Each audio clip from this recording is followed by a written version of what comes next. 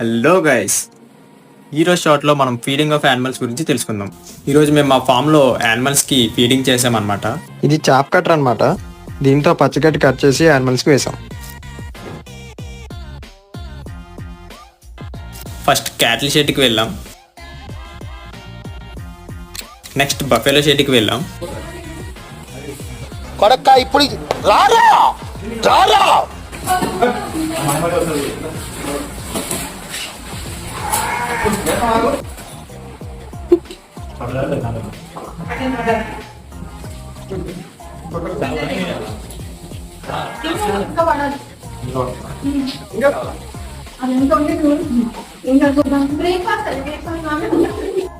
Sir ఏంటి sir అది?